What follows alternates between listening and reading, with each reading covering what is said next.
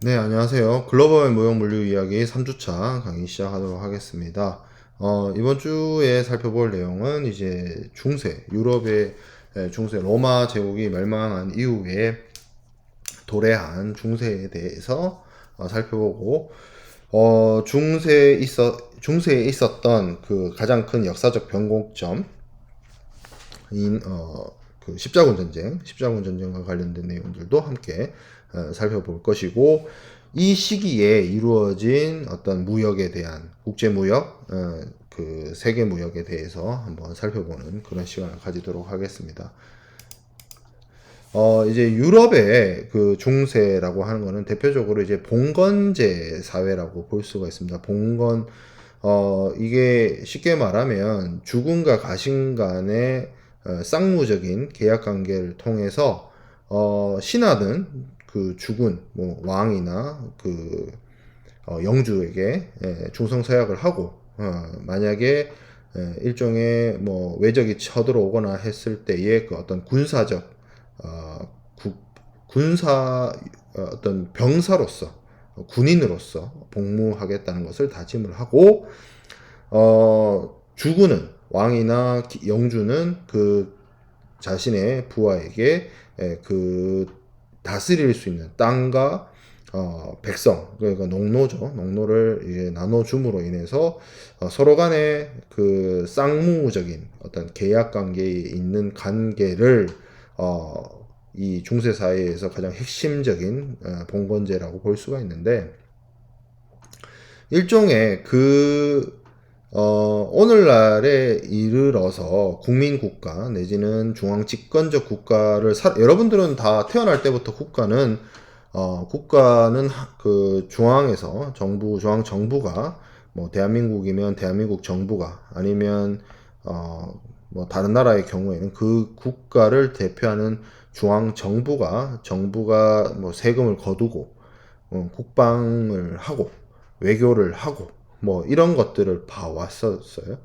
중앙 집권적 국가에서 살아왔다는 거죠. 그런데 이 중세는 그렇지 않았습니다. 중앙 정부라고 근대적 의미의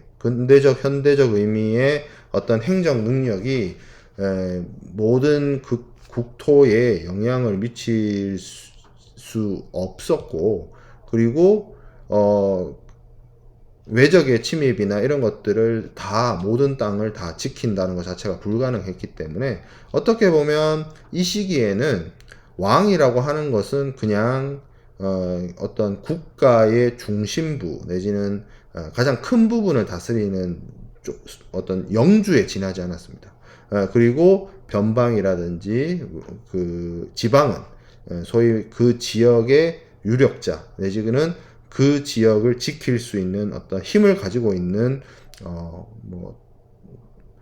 그 지역의 대장, 뭐 어떻게 보면은 각각의 동네마다 어떻게 보면 그곳에서 대장 노릇을 하는 사람들이 있었고, 그런 사람들과 중앙의 정부 왕은 일종의 충성 서약 내지는 군사적 어떤 서비스를 받고, 대신 그 지역을 그 자기들이 마음껏 다스릴 수 있도록 허락하는 약간 그런 관계였던 거죠. 느슨한 형태의 큰 영주가 왕이라고 쳤을 때 조그만 변방의 영주들이 있는 그런 관계였다는 겁니다. 그래서 주군이 갖고 있었던 뭐 예를 들어서 가세권이라든지 재판권이라든지 그런 것들도 함께 가지고 있었고, 여러 그 어떤 왕이라고 하는 것 자체도 어떻게 보면 가장 큰 중앙의 영주라고 봤을 때 국왕을 중심으로 큰 영주, 작은 영주, 기사에 이르기까지 이게 사회적 구조가 어떤 피라미드 형태의 어떤 우리 여러분들이 절대 따라가면 안 되는 뭐 다단계 회사와 같은 그러한 형태를 이루고 있었고, 그 최하층부에 일종의 그 사회에서 생산을 담당하는 농민들이, 일종의 농노가 존재하고 있었다는 거죠. 농노는 일단 뭐 여러분들이 아는 뭐 나중에 이제 얘기를 하겠지만 식민지에서 이제 식민지 노예 뭐 플랜테이션 농업의 노예 이런 신분들보다는 좀 자유롭지만 기본적으로 그 생산 계층 생산을 전담하는 계층이었고 뭐 이동이나 이런 것들에 좀 제약이 있었기 때문에 그 거의 그 사회를 구성하는 대다수가 그러한 신분의 상태에 이르렀던 거죠.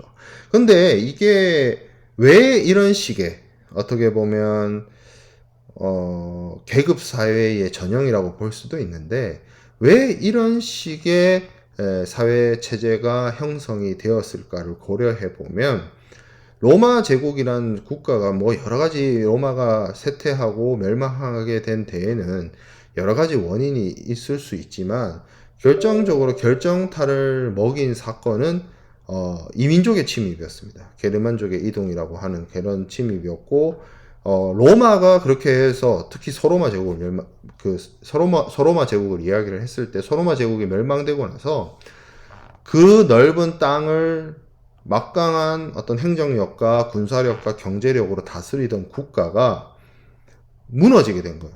시스템이 무너짐으로 인해서 그러면 국가 시스템, 국가 행정력이 미치지 않게 되는 지역이 늘어나게 되는 거죠.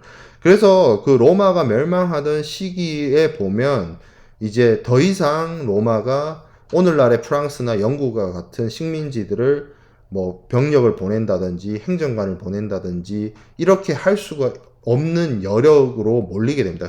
그러니까 수도를 지키기도 이탈리아 그리고 오늘날의 로마를 지키기에도 버거운 정도로 국력이 쇠퇴해져 가면서 일종의 그 넓은 땅들이 소위 말해서 뭐 무주공산이 돼버리는 거고 그럼 무주공산이 됐을 때 가장 피해를 보는 거는 국가로부터 보호받지 못하는 어떤 약소한 어떤 사람들 이런 사람들이 되기 때문에 이런 사람들이 어떻게 보면 자신들을 보호해주고 자신들이 자신에게 주어진 책무만 하면 자신이 외적으로부터 안전을 생명의 안전을 지켜줄 수 있는 사람에게 자신의 몸을 위탁하게 되는 그런 형태가 시작이 되면서 일종의 우리가 소위 말하는 기사도를 얘기할 때 그 기사들이 동네 치안대장, 민병대장 이런 개념이었던 거예요.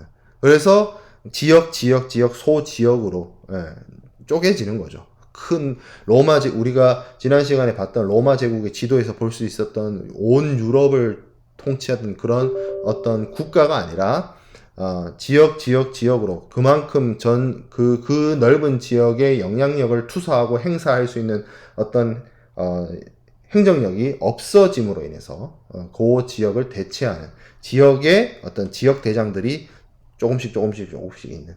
그래서 그런 사람들이 기사 계급입니다. 그런 사람들이 기사였고 그거보다 이제 조금 더 큰 사람들이 뭐 소위 말하는 공작이니 뭐 백작이니 이런 사람들이고 그거보다 조금 더 큰 사람들이 이제 왕인 거죠. 왕. 예.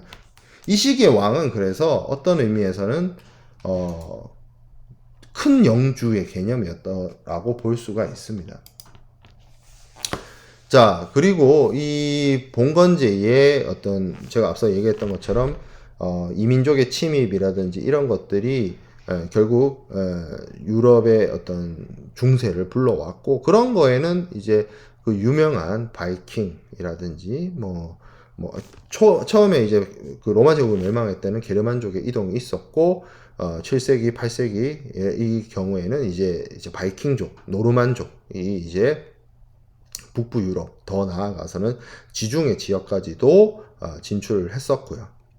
그리고 마자르족의 경우에도 헝가리 지역으로 들어와서 유럽의 어떤 민족 구성을 이루게 됩니다. 그래서 그 어떤 기사도 중세에 우리가 소위 말하고 있는 물론 7세기, 9세기 이럴 때는 이런 형태의 풀 플레이트 아머는 없었어요.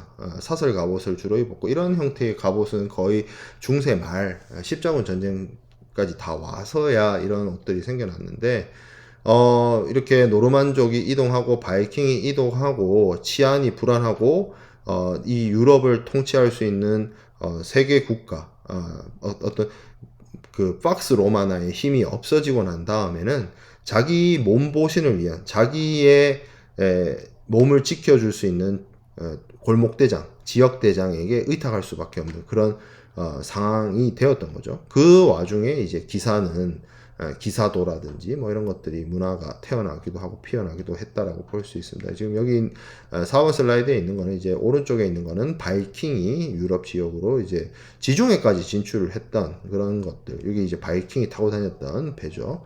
그리고 기사와 기사서야. 그러니까 주군이 있고 신하가 있는데 이 주군과 신하의 관계가 계약 관계에 의해서 이 신하는 주군에게 군사력을 제공하고 세금을 제공하고 주군은 다스릴 수 있는 영토와 봉토를 하사하는 계약 관계에 있었다. 이런 점을 우리가 알 수 있습니다.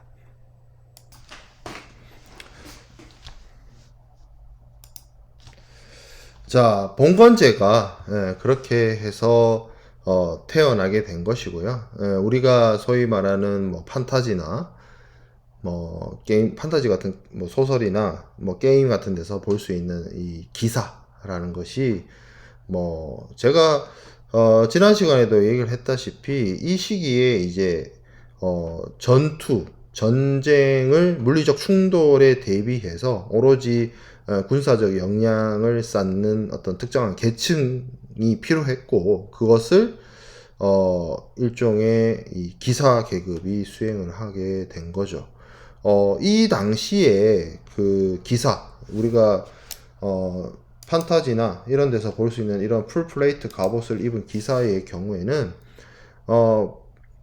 그러니까 농민들은 농사만 짓는 거고, 이 기사들은 하루 종일 군사적 훈련만 하는 거예요. 칼싸움 하고, 말타기 연습하고, 뭐 그런 상태였기 때문에 이 사람들이 전쟁에 참여했을 때 가지고 있는 어떤 군사력이 굉장히 중요했던 수단입니다.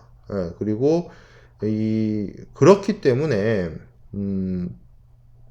이 시기 중세 시기에 있어서의 기사들의 역할이나 이런 것들이 큰 역할을 차지했고 어떻게 보면 그런 영향이나 그런 임팩트가 엄청 컸기 때문에 오늘날에도 뭐 기사도라든지 뭐 이런 것들이 남아 있지 않을까 싶습니다. 물론 이 풀플레이트 아머로 무장한 기사들을 공격하기 위해서 뭐 여러 가지 수단이 동원되기도 했고 그래서 기사들이 뭐 백년 전쟁이나 이런 전쟁에서 살펴보면 뭐 그들이 갖고 있는 어떤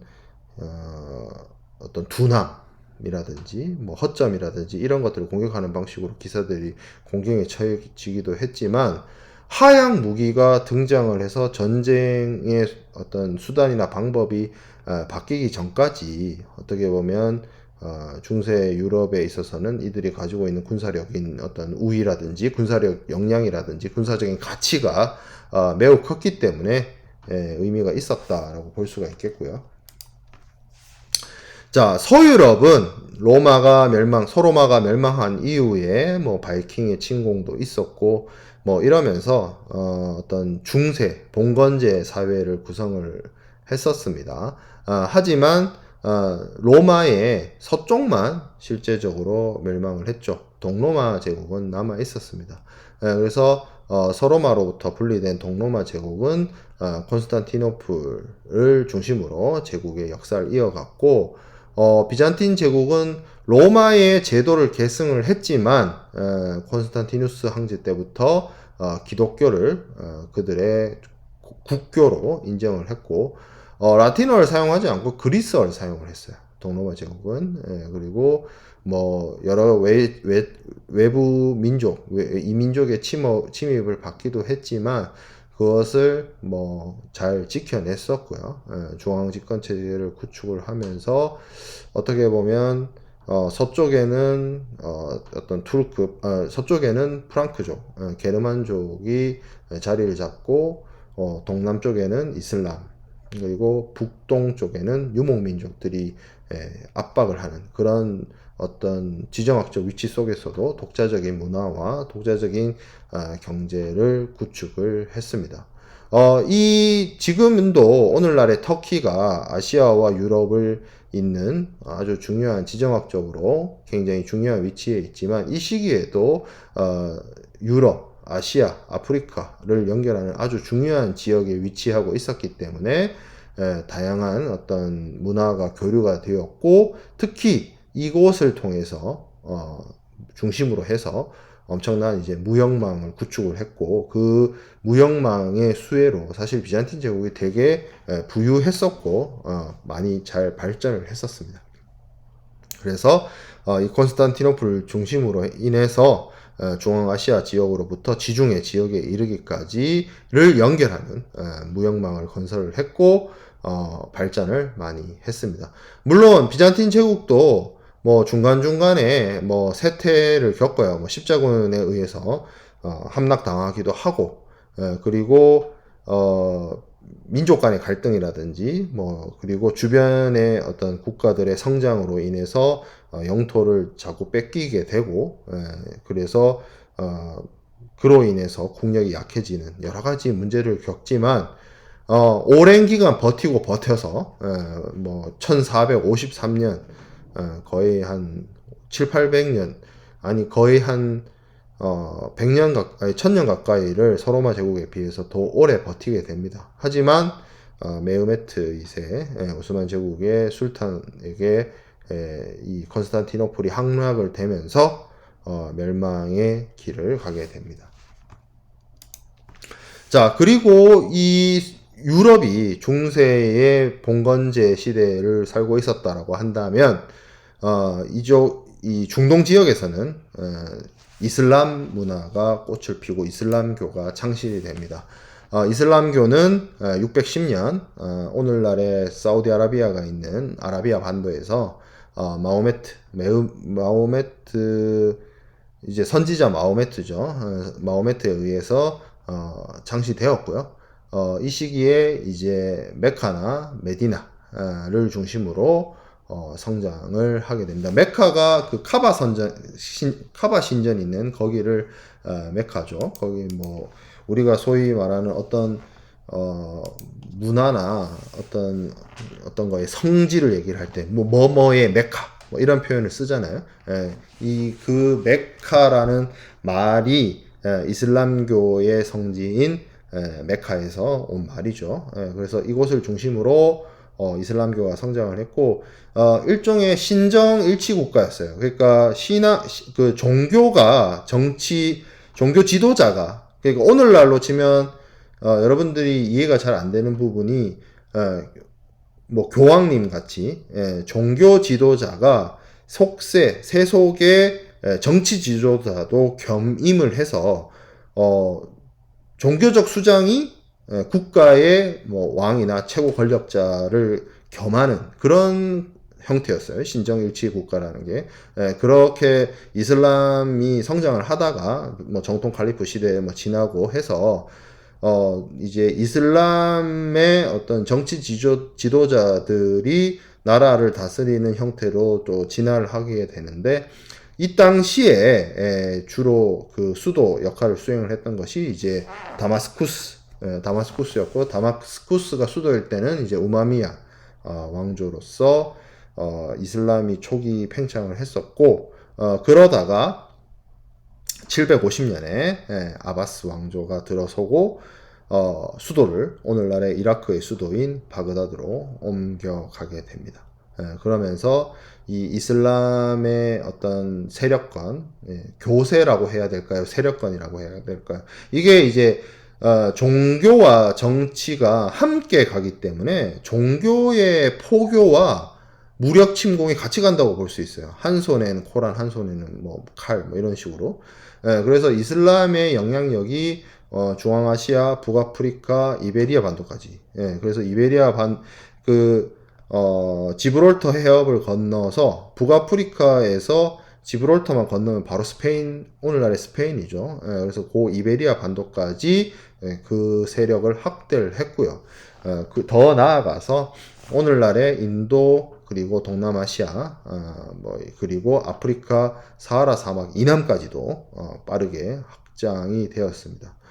그래서 이슬람교는 기본적으로 여러분들이 꾸란이라고 하죠. 코란, 경전, 이슬람교의 경전과 뭐 샤리아라고 하는 어떤 법률서 이런 것들을 기본적으로 해서 뭐 다른 종교를 믿는 사람들이 봤을 때는 굉장히 보수적인 측면이 없지 않아 있고 그리고 좀 뭐 이해하기보다는 그거를 뭐 잘못됐다라고 볼 수는 없는 거고요. 다른 종교가 가지고 있는 그 종교만의 어떤 특색이기 때문에 그거를 그 이슬람교가 아닌 사람이 뭐라고 평가할 수 있는 부분은 아니에요. 근데 되게 특이한 그런 문화들이 몇 가지가 있죠. 뭐 음식에 있어서도 뭐 할랄 푸드, 그래서 할랄 푸드로 뭐 우리가 이제 이슬람 문화권 사람들이 돼지고기를 안 먹는다라고만 알고 있는데 뭐 소고기, 양고기, 닭고기의 경우에도 그것을 도축하는 방법이라든지 그런 것들을 지켜야 되는 룰이 있습니다. 그 이제 율법이라고 해야 될까요? 뭐 그런 게 있어요. 그래서 그것을 지킨 음식, 그것을 준수해서 도축과 가공이 이루어진 어떤 음식을 먹어야 하고 뭐 그런 것들이 있는 거죠. 그래서 우리가 국제 무역에 있어서도 이 이슬람 문화권의 음식이나 식품을 수출하는 데 있어서는 돼지고기나 돼지를 그러니까 돼지고기를 안 쓰는 건 너무나 당연한 거고요. 식품 가공의 단계에서 돼지 비계라든지 그 돼지 비계를 통해서 나오는 것들이 있거든. 부산물 중에 뭐 라드라든지 그런 것들이 있는데 그런 것들을 사용하지 않는 방식으로 이슬람 문화권에 수출하기 위한 물품을 만든다든지 뭐 그런 여러 가지 어떤 배려나 고려들이 이루어집니다. 그런 것들을 보면 이슬람 문화권이 오늘날에도 그게 이제 주로 이슬람을 믿는 국가들이 위치하고 있는 중동 지역이 또 산유국이기도 하고 사우디아라비아나 뭐 아랍에미리레이트나 발음이 잘 안 돼요. 항상 UAE는 제가 발음이 잘 안 돼. 그리고 뭐 카타르라든지 뭐 그런 국가들이 있죠. 그런 국가들의 경우에는 엄청난 이제 그 오일머니와 함께 영향력이 크기 때문에 지금도 뭐 인류 3대 종교이고 하죠. 어쨌든 지금 이렇게 엄청나게 오일머니를 행사하는 그 부유한 이슬람은 오늘날의 이슬람이고 이 시기에는 주로 유목 생활을 했던 사막이나 초원지대에서 유목 생활을 했던 어떤 부족 단위를 이루고 있는 그런 어떤 사회였고요. 뭐 이 이슬람 율법을 지키고 아랍어를 사용하고 이런 어떤 이슬람 문화권을 형성을 했습니다. 이슬람은 이 이슬람 문화권이 확산을 됨으로 인해서 사실 유럽의 중세는 이민족 뭐 게르만족이라든지 바이킹이라든지 이런 이민족의 침입에 고통받고 그리고 어떤 신앙적으로 사회적으로 문화적으로는 오로지 그 종교적 기희 종교에 어떻게 보면 모든 것을 의지하는 그런 형태였다라고 한다면 이슬람은 상대적으로 자연과학이라든지 수학이라든지 이런 학문적인 어떤 발달이나 이런 것들이 잘 되어 있었기 때문에 어떤 문화적 기술적으로는 이슬람이 이 당시 중세 유럽보다 훨씬 진보해 있었다라고 볼 수 있습니다. 그래서 이 농업 기술에 있어서도 뭐 오늘날에까지도 주로 식용작물로 사용이 많이 되는 쌀이라든지 아니면 옷을 만드는 면화라든지 뭐 이런 것들이 이슬람의 영향력 안에서 이슬람이 그렇게 영향력 세력권을 확장해 가면서 같이 전파되어 가지고 스페인이라든지 아프리카 지역이라든지 이런 곳에서 재배가 되게 되었습니다. 그래서 이런 것들이 결국에는 굉장히 생산성을 높였고 그로 인해서 식량 생산이 증가되게 되면 그것을 통해서 인구는 늘어날 수밖에 없어요. 그리고 이 이슬람이라는 국가 자체가 뭐 이 무역이나 이런 것들에 있어서도 뭐 그것을 차단하거나 하진 않았었기 때문에 중동 지역, 페르시만 지역, 그리고 인도 이러기까지 무역을 통해서 그들의 어떤 부를 축적하고 사회적 발전을 이루어냈습니다. 그래서 이슬람 문화권 최대 판도를 살펴보면 오늘날의 스페인, 포르투갈이 있는 이베리아 반도부터 시작해서 알제리, 모로코, 리비아, 이집트가 있는 북아프리카, 그리고 오늘날 중동 레반트 지역, 그리고 사우디아라비아, 예멘, 오만, 아라비아 반도 전체죠. 그리고 이라크, 그리고 터키 동부, 조지아라든지 이런 지역까지, 그리고 이제 이란에 이르기까지, 인도에 이르기까지 엄청나게 넓은 영역을 이슬람의 문화권, 이슬람의 영향력 하에 두었고요. 그로 인해서 이러한 어떤 이슬람 문화의 전파, 이슬람의 어떤 여러 가지 앞선 사회적 기술이라든지 문화의 전파, 이런 것들이 잘 이루어졌다라고 볼 수가 있겠습니다. 자, 그러면 유럽은 상대적으로 좀 어땠냐를 살펴보면, 중세 유럽은 어떤 무역이라든지 이런 것들보다는 기본적으로 외적의 침입이라든지 이런 것들로부터 자신의 몸을 지키기도 급급한 그런 어떤 상황이었기 때문에 중세 유럽의 인구의 대부분은 농촌에서 생활을 했고요. 농촌 사회는 기본적으로 우리가 장원이라고 하는 형태로 이루어졌습니다. 장원은 일종의 기사와 같은 소영주의 지배력이 미치는 영역입니다. 그 영역 내에서는 그 영주가 일종의 대장, 왕 역할을 했던 거예요. 그 안에서는. 그래서 이 영주들이 장원에 대해서는 경제적 지배와 사법적 지배를 하는데, 경제적 지배는 아무래도 이제 세금을 걷어들이는 거죠. 세금을 걷어들이고 또 그들의 세금과 관련된 여러 가지 부수된 권리를 갖게 되는 것이고요. 사법적 지배는 주민들을 이제 토지에 붙들어 매서 어떤 농노라는 신분적 굴레를 씌워가지고 그들을 부종민, 그 장원에 속해 있는 사람들을 이제 통제하고 어떤 문제가 생겼을 때 재판을 하고, 이런 권리를 가지고 있었습니다. 그래서 장원은 어떻게 보면 하나의 촌락을 의미하는 경우가 많았어요. 하나의 촌락이든 아니면 복수의 촌락이든 한 명의 영주가 다스리는 봉토의 개념이라고 볼 수가 있습니다. 그리고 이 장원에 살고 있는 어떤 사람들은 영주와 농노만 있는 것이 아니라 그 기독교가 이미 국교처럼 전파된 상황이었기 때문에 성직자들도 있었고, 그리고 영주의 시중을 드는 그런 집사라든지 그런 사람들도 있었고요. 그리고 농노 중에서는 무조건 전원 다 농사만 짓는 것이 아니라 필요에 따라서 대장장이라든지 이런 어떤 기술자들도 필요로 했기 때문에 그런 사람들이 있는 하나의 촌락 단위를 형성을 했다는 거죠. 그게 이제 장원이라고 볼 수가 있는데요. 장원은 보통 어떤 식으로 운영이 되느냐, 장원에는 기본적으로 영주가 소유하고 있는 땅이 있고요. 그리고 농노들이 자기들이 소유하고 있는 땅이 있습니다. 그러면 어차피 영주는 군사 훈련이나 하는 그런 사람이고 생산을 하는 사람들이 아니죠. 그러면 농노들이 보통 자신에게 주어진 할당량이 있어서 영주의 땅을 농사를 지었고요.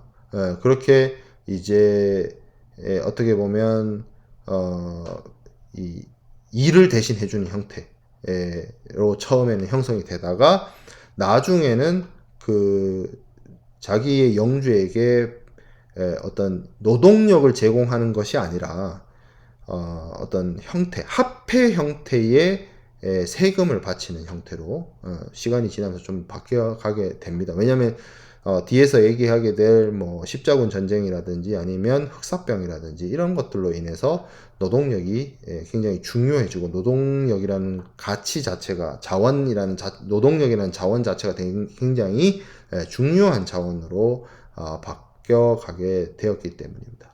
자, 이 장원에 있어서 또 장원을 운영하는 데 있어서 또 중요했던 것 중에 하나가 삼포제가 있어요.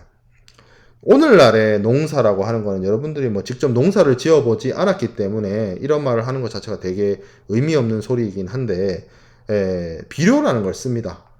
농약 말고요. 비료.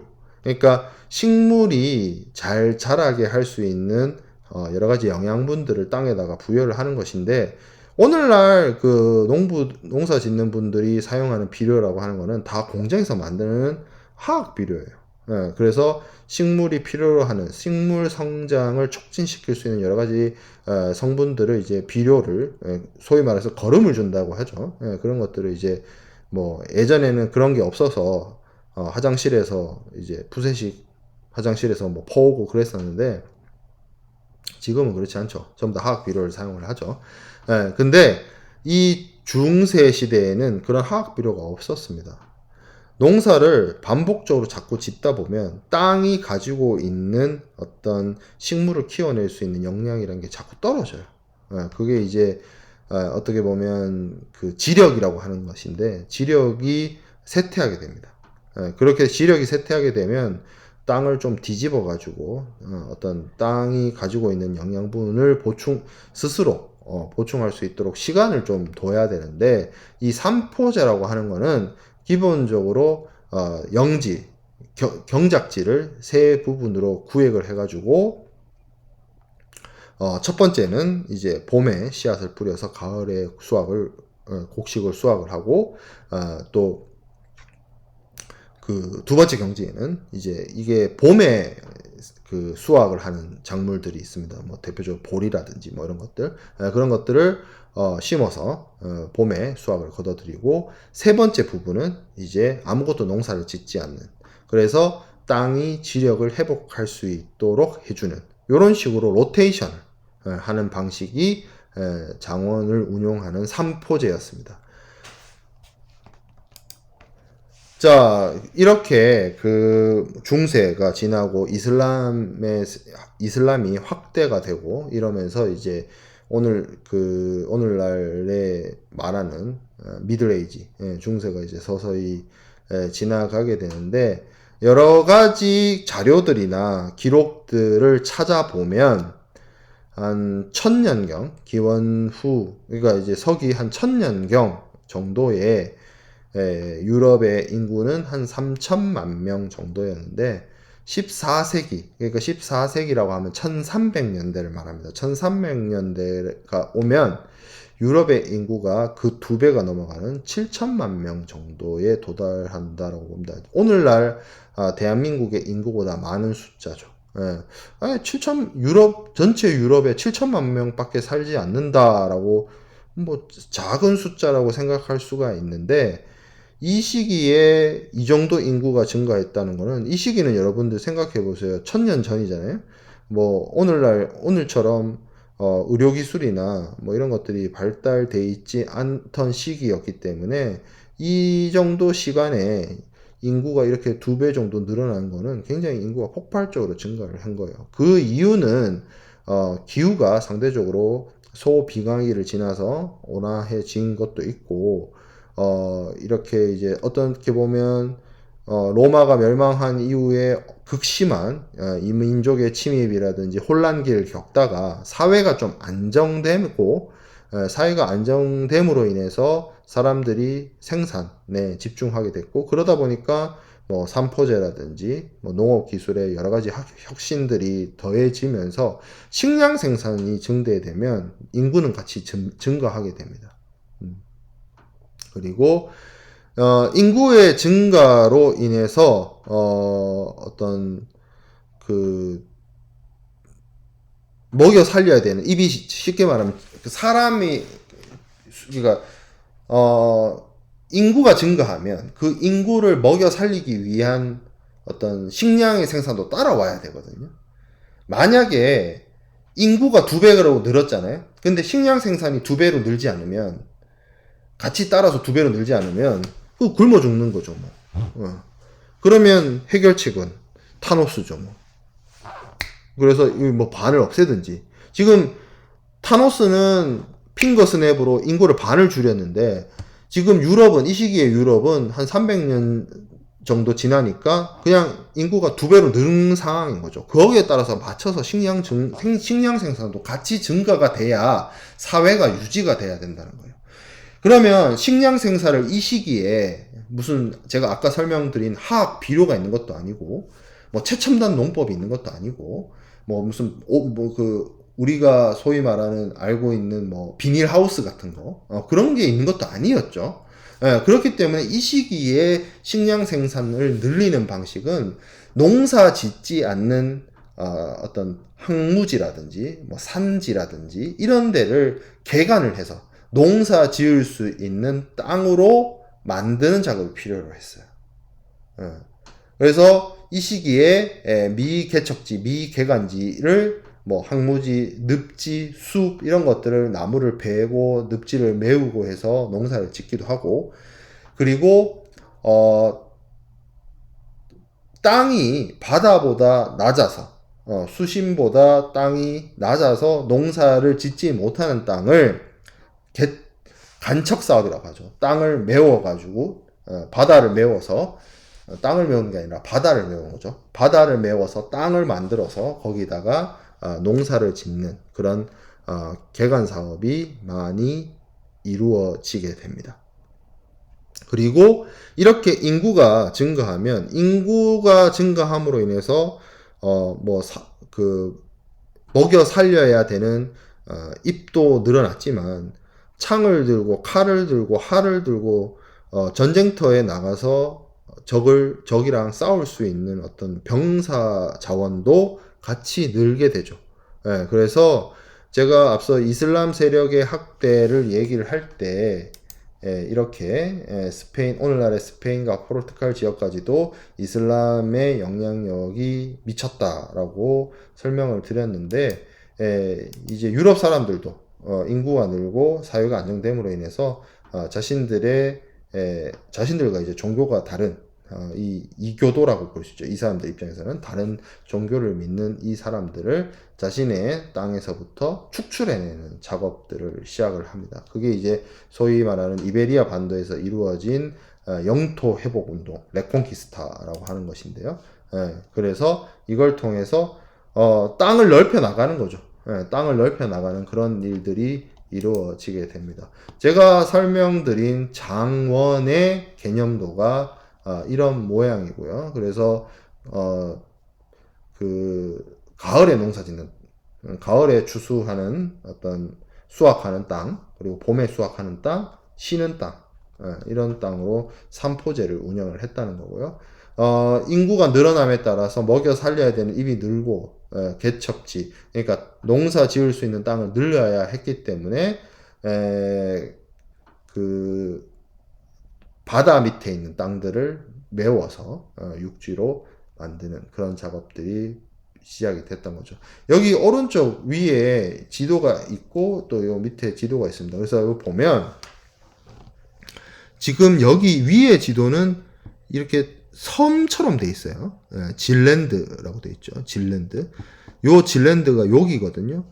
그냥 육안으로 봐도 이 위의 지도와 이 밑의 지도가 어떻게 보면 육지에 해당되는 부분이 많이 는 모습이 볼 수 있습니다. 이거는 초기 저지대, 소위 말하는 네덜란드가 국가로서 형성되기 이전 시기의 지도이고요. 이거는 한참 후에 중세도 지나서 1800년대에 네덜란드 왕국 그리고 벨기에 지역을 지도를 나타내고 있습니다. 그러니까 시간이 지남으로 인해서 개척 사업이 이만큼 이루어졌다는 거죠. 그리고 그 개척 사업을 가능하게 했던 것이 풍차죠. 바람을 돌려서 일종의 오늘날로 치면 양수기 같은 거, 물을 펌프로 해가지고 빼내야 되는데 그거를 전기로 하는 그런 게 안 됐기 때문에 바람의 힘으로 했던 것이 네덜란드의 풍차입니다. 그리고 이 코르도바라고 되어 있는데 이게 이제 일종의 그 이슬람 왕조, 이슬람의 영향력에 있던 시기였고요. 이게 시간이 지나서 이런 식으로 그 아라곤이라든지 카스티아라든지 이런 이베리아 반도의 그 카톨릭 왕조들이 이 땅을 계속 넓혀가면서 레콩키스타라고 하는 영토 회복 운동을 벌이게 됩니다. 결국에는 리베리아 반도 끝까지 해서 이슬람 세력을 축출해내게 되죠. 여기 보면 카탈란 이렇게 되어 있는데 이게 이제 카탈루냐, 소위 말하는 바르셀로나, 지금 FC 바르셀로나가 있는 축구팀이 있는 그 카탈루냐 지방이고, 여기 카스틸레라고 되어 있는 게 이제 카스티아, 레알 마드리드가 있는 그 지역이죠. 자, 그 다음 이제 십자군인데, 십자군은 우리가 강의실에서 만나서 십자군과 관련된 이야기를 하고, 중세 길드라든지 중세와 관련된 여러 가지 무역망, 그리고 중세 시대에 이루어졌던 시장, 페어 이런 것들에 대해서 강의실에서 만나서 수업을 진행을 하도록 하겠습니다. 3주차 사전 제작 강의는 여기서 마치도록 하겠습니다.